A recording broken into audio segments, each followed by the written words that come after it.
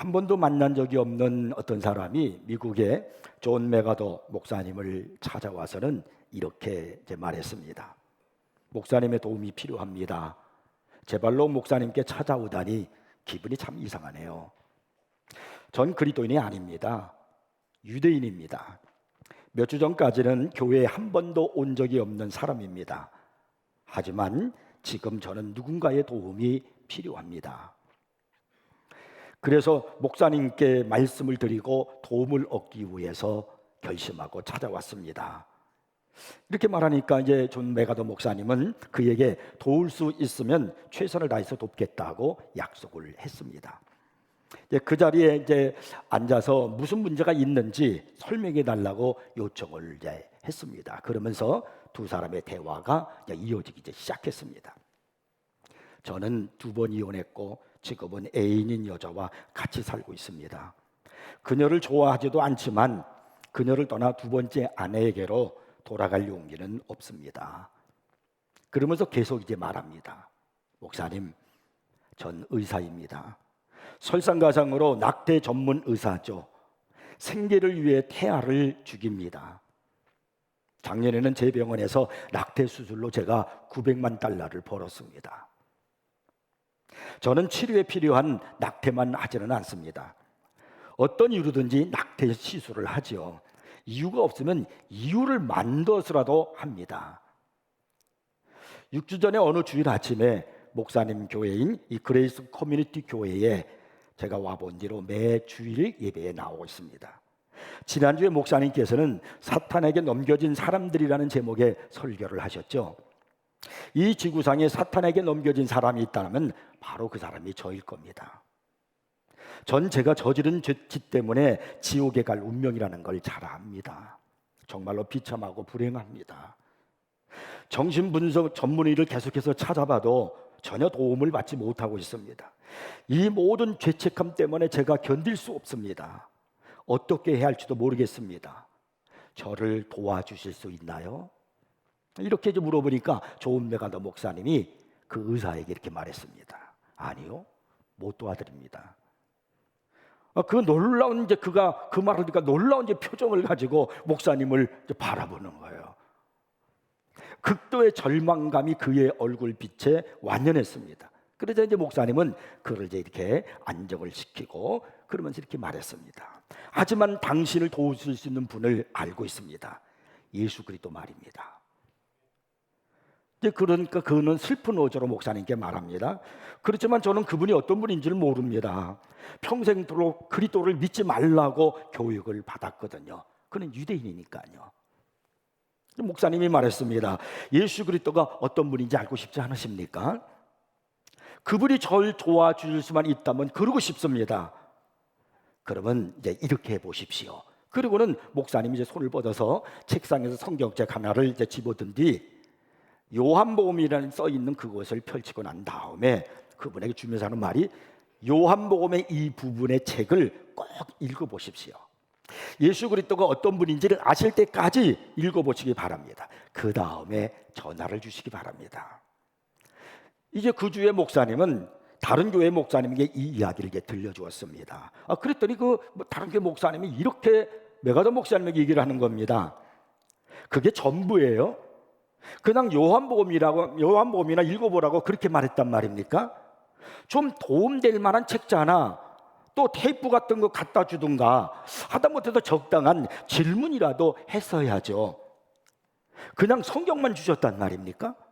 그랬더니 이제 이 존 메가더 목사님은 말합니다. 걱정하지 마세요. 성경은 사자와 같습니다. 사자는 지켜줄 필요가 없거든요. 그냥 물만 열어놓고 밖으로 풀어놓으면 되지요. 그러면 스스로 알아서 잘 할 겁니다. 그분의 마음이 조금이라도 열려 있다면 말씀은 제가 온갖 다른 성경 교재를 가지고 그에게 가르치는 것보다는 그에게 더 훨씬 효과적으로 역사할 것입니다. 제가 그분께 성경보다 더 강력한 어떤 걸 줄 수 있겠습니까? 이렇게 이제 이 메가더 목사님이 다른 목사님에게 얘기를 했어요. 그 다음 주 금요일 날 이 메가더 목사님에게 전화 한 통이 걸려왔는데 바로 그 의사였습니다. 목사님 뵙기를 원합니다. 뵙고 싶습니다. 그래서 이제 그 의사하고 목사님하고 약속 시간을 이제 잡았습니다. 그는 정확히 시간에 나타나더니 사무실로 들어와서는 마치 목사님이 그곳에 없는 것처럼 목사님 옆을 싹 스쳐 지나가서 소파에 그냥 당당히 앉더니, 그리고 목사님 옆에다가 목사님이 주신 성경책을 갖다 놓는 겁니다. 그리고 말합니다. 그분이 어떤 분인지를 알았습니다. 아, 그러세요? 네, 그렇습니다. 그 목사님이 물었습니다. 그분이 어떤 분이죠? 한 가지만 제가 말씀드리죠. 그분은 그냥 인간이 아닙니다. 그러자 목사님이 또 말했습니다. 정말요? 그러면 그분이 어떤 분이신데요? 그분은 하나님이십니다. 그가 이렇게 이제 단언하며 말을 하는 겁니다. 목사님이 다시 물었어요. 아, 어떻게 그 사실을 알게 되셨습니까? 그러자 그분이 이제 말합니다. 명백합니다. 요한복음에 그렇게 적혀 있습니다. 목사님이 또 물었습니다. 어떻게 그렇게 확신하게 되셨습니까? 그분이 하신 말씀을 보세요. 그리고 그분이 하신 일들을 보세요. 하나님이 아니면 아무도 그런 말을 못하고, 하나님이 아니면 그런 일을 할 수가 없습니다. 그분이 또 무슨 일을 하셨는지 아세요? 죽은 자들 가운데 부활하셨어요. 사람들이 그분을 장사 지내는데 사흘 후에 죽은 자들 가운데 다시 살아나셨습니다. 그게 바로 그분이 하나님이라는 걸 증명합니다. 그렇지 않습니까? 하나님 자신이 이 세상에 오신 겁니다. 아니, 이 의사 이분이, 목사님이 이렇게 자신 있게 말을 하는 거예요. 그래서 목사님이 이제 또 그에게 물었습니다. 그분이 왜 오셨는지 아십니까? 네, 내 죄 때문에 죽으시기 위해서 오셨습니다. 아니, 어떻게 그 사실을 아셨습니까? 그랬더니 이제 이 의사가 하는 말이, 요한복음이 너무 좋아서 내친 김에 로마서까지 다 읽었습니다. 지금 하고 있는 일을 정리하자마자 내가 기독교인이 될 생각입니다. 그러자 이제 목사님이 그에게 말했습니다. 그것은 잘못된 방법입니다. 지금 당장 그분을 선생님의 구주이신 주님으로 영접하십시오. 그분께서 선생님의 생활을 정리하게 도와주실 것입니다. 이렇게 말한 뒤 목사님은 이제 그에게 물었습니다. 그런 결정이 선생님의 직업에 어떤 영향을 끼치게 됩니까? 그는 그렇게 말했습니다. 오늘 오후에 제가 일하는 낙태병원에 내일 사직서를 썼습니다. 그곳을 나가면 두 번째 부인에게 전화해서 함께 이제 교회에 나갈 생각입니다. 그리고는요, 그는 실제로 그렇게 했습니다. 사람들은요, 이런 일이 있게 되잖아요. 그러면 좀 더 효과적인 방법이 무엇인가를 생각하고 찾아내어서 그런 의사의 문제를 아마 해결하려고 했을 것입니다. 근데 그 이야기 같이 그 사람에게 해줄 수 있는 것은 그 어떤 말도, 그 어떤 방법도 그에게 자신의 죄를 깨닫게 하고 자신의 삶을 변화시키는 일은 성경 말씀보다 더 효과적인 것은 없을 겁니다. 사람들이 하나님의 말씀의 능력을 증대시키기 위해서 자신이 무엇인가를 해야 한다는 그런 생각과 그렇게 믿고 있는 것을 보면 정말 놀라지 않을 수가 없습니다. 여러분, 그리스도만으로 충분한 겁니다. 성경책 하나로 내 인생의 모든 것이 다 충분한 겁니다. 그럼 왜 그리스도만으로 충분할까요? 오늘 우리가 읽은 이 성경 본문은 왜 그리스도만으로 충분한 것인가에 대해서 말씀하고 있습니다. 왜 그리스도만으로 충분할까? 첫째는요, 그리스도 안에 모든 지혜와 지식의 보화가 들어있기 때문입니다. 자, 3절 말씀을 제가 읽어보겠습니다. 그 안에는 지혜와 지식의 모든 보화가 감추어져 있느니라. 그리스도 안에 지혜와 지식의 모든 보화가 감추어져 있다. 오늘 성경에서 3절에서 그렇게 말씀합니다. 하나님은 천국의 모든 축복과 지혜와 능력을 우리 주 예수 그리스도께 주셨습니다. 그리고 놀라운 것은 그리스도께서 이 모든 것을 말씀을 통해서 우리에게 주셨다는 겁니다. 이 보화를 헬러로 이제 원어를 성경을 보니까 데사우로이라고 이렇게 되어 있는데요. 이 단어는 매우 귀하여서 사람들이 갖고 싶어하는 것으로요, 큰 가치를 가진 보물이다 하는 그런 뜻을 지니고 있습니다. 성경은 이러한 보화가 그리스도 안에 있다라고 지금 말씀합니다. 더구나 성경은 모든이라는 그 단어를 사용해서 그리스도 안에 사람들이 그렇게도 갖고 싶어하는 모든 가치 있는 보물이 풍성히 있음을 나타내고 있습니다. 자, 여러분은 지금 무엇을 갖고 싶어 하십니까? 여러분이 가장 추구하고 있는 것이 무엇입니까? 그것을 얻기 위해서 어디를 가고 있고 또 무엇을 하고 계십니까? 어디에서 그것을 찾고 계십니까? 오늘 성경은 그리스도 안에 사람들이 갖고 싶어하는 모든 보물이 다 감추어져 있다라고 강력하게 우리에게 말씀하고 있다는 걸 기억하십시오. 그러므로 우리는 그리스도 그분 한 분만으로 충분한 겁니다. 그분과 긴밀한 교제를 나누고요, 그리고 그분께 붙어 있기만 하면은 여러분들이 그렇게도 원하시는 모든 것들을 다 채워주십니다. 예수님은 요한복음 15장 7절에서 말씀하시기를 너희가 내 안에 거하고 내 말이 너희 안에 거하면 무엇이든지 원하는 대로 구하라 그리하면 이루리라고 그렇게 약속하셨습니다. 또 요한복음 10장 10절에서는요 내가 온 것은 양으로 생명을 얻게 하고 또 풍성히 얻게 하려 하는 것이라고 말씀하셨습니다. 이렇게 성경은 그리스도 안에 풍성한 은혜가 있고요, 그리고 우리가 주님 앞에 매달려 예수님께 구하면은 주님께서 다 이루어 주시리라 이렇게 약속하고 계십니다. 근데 바울은 본절에서 특별히 지혜와 지식을 말함으로써 그리스도 안에 있는 보화 가운데 특별히 이것이 가장 가치 있는 것임을 우리에게 가르치고 있습니다. 골로새 교인들은요 그 당시에 지혜와 지식 때문에 시험 들었습니다. 이 사람들은 그 지식의 열등감을 가지고 있었습니다. 근데 누군가가 와가지고는요 그런 시시한 지식, 진리 그런 거에 매달리지 말고 너희들을 엄청나게 똑똑하게 만드는 지혜와 지식을 가르쳐 주겠다 이러니까 이 골로새 교인들이 성경을 버리고 예수님을 버리고 그 귀가 솔깃한 거로 그들이 넘어가기 시작하는 거예요. 혹시 여러분 중에 지식이나 학벌에 대한 열등감을 가지고 계신 분이 계십니까? 아니 골로새 교인들처럼 엄청나게 똑똑하게 만드는 그런 지식과 지혜를 얻고 싶습니까? 우리가 세상에서 배우는 것은요 단지 어떤 전문적인 지식을 배우는 것이지 성경 안에 있는 진리를 아는 것은 아닙니다.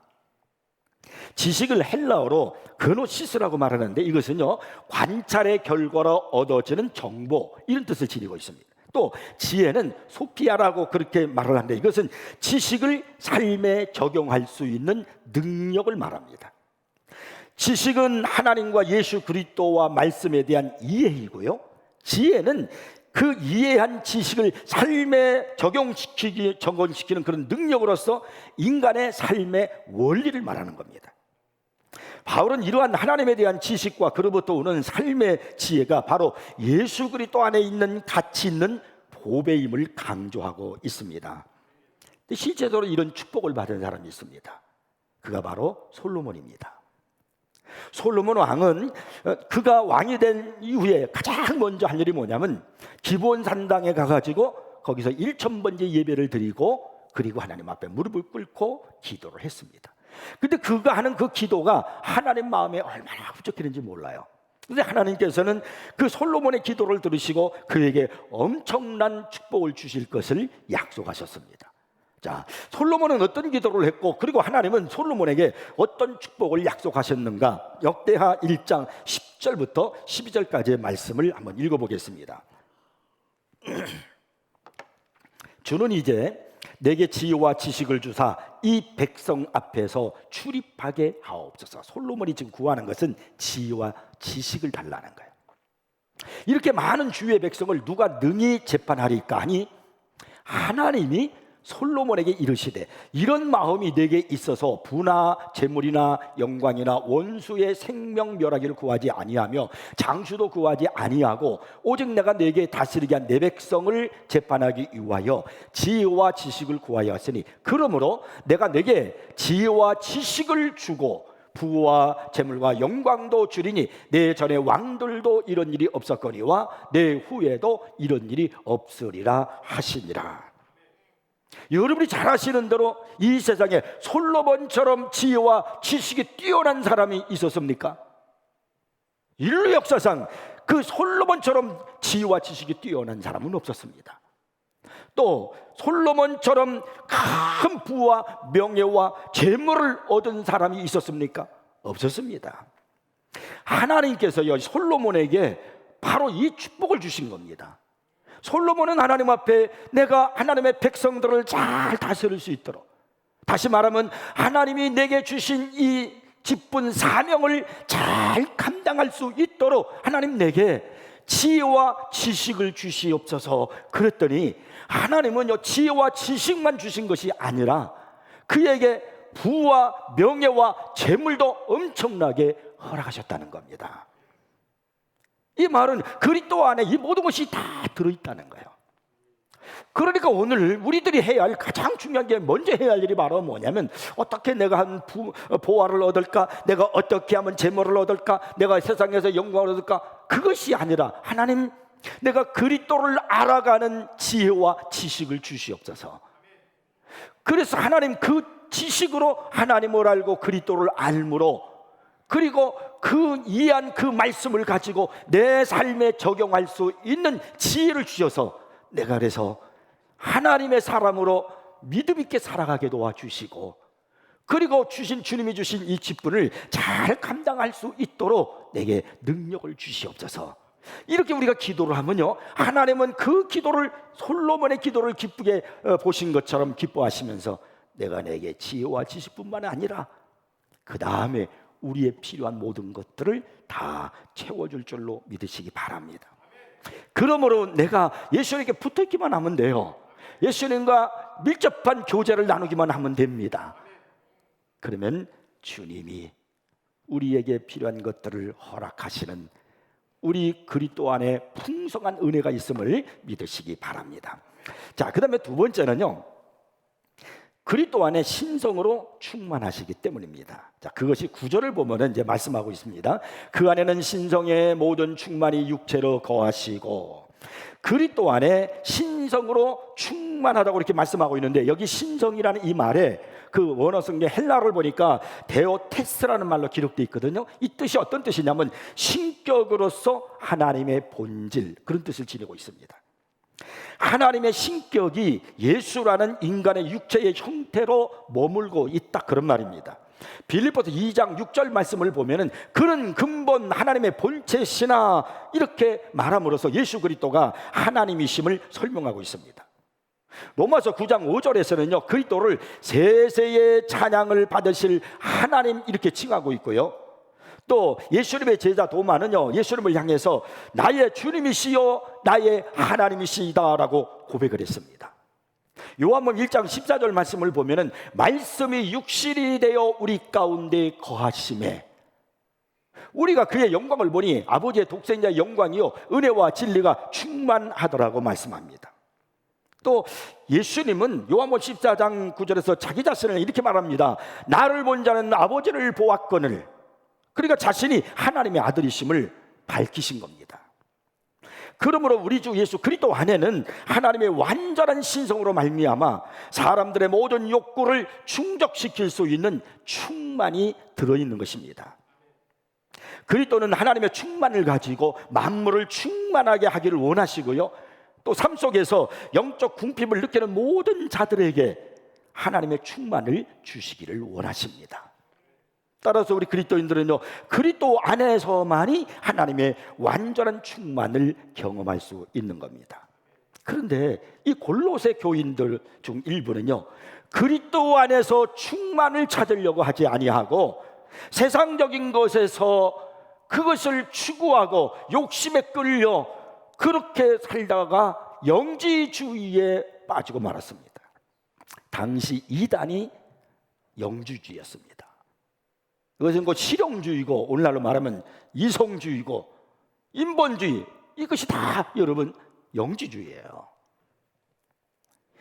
우리가 인생을 살아가면서 가장 중요한 질문이 하나가 있다면 예수 그리스도는 누구인가? 라고 하는 것입니다. 예수 그리스도에 대한 진리를 아는 것은요 이 세상 삶과 미래의 삶을 위해서 필수적인 겁니다. 그런데 여러분 아이러니한 것은 예수님이 이 땅에 오셨을 때 그분을 안 것은 대제사장도 율법학자도 아니고요, 또 유대인들도 아니었습니다. 아이러니하게 바로 귀신들이었습니다. 마가복음 1장 21절부터 28절 말씀 보면요, 예수님의 정체성을 제대로 파악한 것은 귀신들 뿐이었음을 우리가 성경을 통해서 보게 됩니다. 유대교 지도자들은 예수님을 배척했습니다. 군중들은 호기심을 보였지만은 중립적이었습니다. 제자들마저 우물쭈물하면서 둔한 마음을 보였습니다. 그러나 귀신들은 분명히 알았습니다. 마가복음 1장 23절 24절을 보니까 마침 그들의 회당에 더러운 귀신 들린 사람이 있어 소리 질러 이르되 나사렛 예수여, 우리가 당신과 무슨 상관이 있나이까? 우리를 멸하러 왔나이까? 나는 당신이 누구인지를 아노니 하나님의 거룩한 자니이다 라고 했습니다. 여기 성경에 소리 질렀다, 이 귀신들이 소리 질렀다라고 하는데, 이 소리 질렀다라고 하는 그 헬라어를 보니까 아나크라조라고 되어 있는데, 이것은요 비명을 지르거나 격한 감정으로 외침을 뜻하는 겁니다. 이건 격렬한 고뇌에 빠진 사람의 그 두려움에 빠진 그 어떤 사람의 뭐 비명소리, 바로 그런 거예요. 그리고 이 왜 그렇게 귀신이 공포에 떨며 비명을 지릅니까? 예수님에게 하나님의 신성이 충만하기 때문입니다. 마가복음 3장 11절 말씀을 또 보면은요, 더러운 귀신들도 어느 때든지 예수를 보면 그 앞에 엎드려 부르짖어 이르되 당신은 하나님의 아들이니다라고 했습니다. 귀신들은 예수님을 하나님의 아들임을 알고 있었습니다. 그들이 어떻게 알았을까요? 그분이 그들을 지었기 때문입니다. 여러분은 그리스도가 하나님을 알고 그리고 그분을 믿으십니까? 그리스도는 신성으로 충만하시고 하나님의 아들이심을 믿으십니까? 그래서 여러분은 그리스도만으로 충분하다는 이 사실을 고백하고 믿으십니까? 이제 여러분이 우리 주 예수 그리스도 그분을 알고 믿고 그분께 순종하기만 하면은 그리스도께서 우리를 충만하게 하실 겁니다. 현재와 미래의 모든 것으로서 하나님을 보다도 넓고 깊게 알아 그 안에서 만족을 누리는 삶을 얻게 될 겁니다. 그리스도를 알고 하나님을 아는 것이 인생에 있어서 가장 중요한 거예요. 그래서 우리 삶의 중요한 질문이 예수 그리스도는 누구인가? 라는 겁니다. 1950년대에 브리테니코 백과사전 주식회사는요 수십 권에 이르는 서양의 위대한 고전이라는 전집을 출간했습니다. 소크라테스부터 아퀴나스를 거쳐서 파스칼에 이르는 서양의 위대한 사상가들의 보고이자 지식의 보고입니다.